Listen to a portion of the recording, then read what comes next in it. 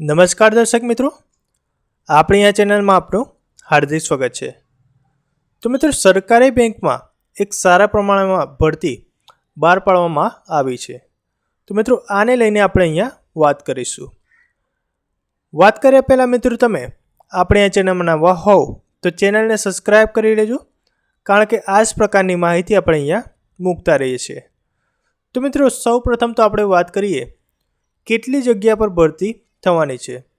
તો સૌ પ્રથમ તો આપણે જોઈએ તો બેંક ઓફ બરોડામાં એસસી કેટેગરીમાં 132 જગ્યા છે। ત્યારબાદ એસટી કેટેગરીમાં 66 જગ્યા છે।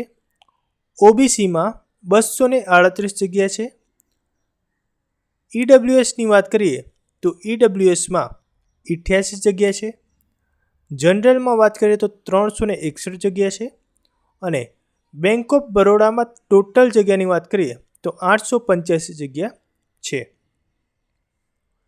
આમ આપણે કેનેરા બેંકની વાત કરીએ તો એસસી માટે 90 જગ્યા છે, એસટી માટે 45 જગ્યા છે, ઓબીસી માટે 160 જગ્યા છે, ઈડબ્લ્યુએસ માટે 75 જગ્યા છે। આમ જનરલની વાત કરીએ તો 380 જગ્યા છે। અને કેનેરા બેંકમાં ટોટલ વાત કરીએ તો 750 જગ્યા છે।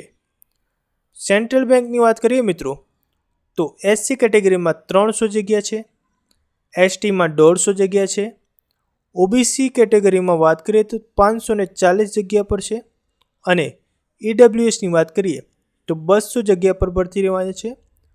જનરલની વાત કરીએ તો 810 જગ્યા છે। આમ ટોટલ સેન્ટ્રલ બેંકની વાત કરીએ તો 2000 જગ્યા છે। આમ ટોટલ મિત્રો આપણે જોઈએ તો એસસી કેટેગરી માટે 657 જગ્યા છે, એસટી માટે 332 છે, ઓબીસી માટે 1185 છે, ઈડબ્લ્યુએસની જગ્યાની વાત કરીએ તો 435 જગ્યા છે, અને જનરલ કેટેગરીની વાત કરીએ તો 1846 જગ્યા પર ભરતી રહેવાની છે। આમ ટોટલ વાત કરીએ તો ટોટલ 4455 જગ્યા પર આ ભરતી થવાની છે। તો મિત્રો, આગળ આપણે લાયકાત અને અન્ય માહિતીની વાત કરી લઈશું।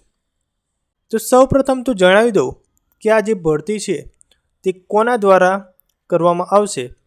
તો આઈબીપીએસ તમે નામ સાંભળ્યું હશે, institute of banking personal selection. IBPS દ્વારા આ ભરતીનું આયોજન થશે। પોસ્ટ નામની વાત કરીએ તો પીઓ એટલે કે પ્રોબેશનરી ઓફિસર લેવલે આ ભરતી થવાની છે। ટોટલ વેકેન્સીની વાત કરીએ તો 4455 એટલે કે 4455 જગ્યા પર ભરતી થવાની છે। કેટલી બેંકમાં ભરતી થશે તો 11 બેંકમાંથી તમને એક બેંકમાં સિલેક્શન મળી શકે છે। રજિસ્ટ્રેશન તારીખની વાત કરીએ તો 1 ઓગસ્ટથી 21 ઓગસ્ટ સુધી તમારે ફોર્મ ભરી દેવાનું રહેશે। સિલેક્શન પ્રોસેસની વાત કરીએ તો પહેલાં તો પ્રિલિમ થશે, ત્યારબાદ મેન થશે, ત્યારબાદ તમારું ઇન્ટરવ્યૂ કરવામાં આવશે।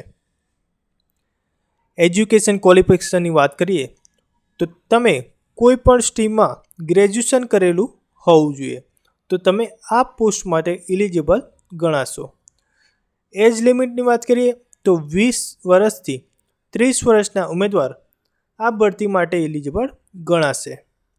સેલરીની વાત કરીએ તો પહેલા જ મહિનાથી તમને 52,000થી 55,000 સુધી સેલરી મળશે।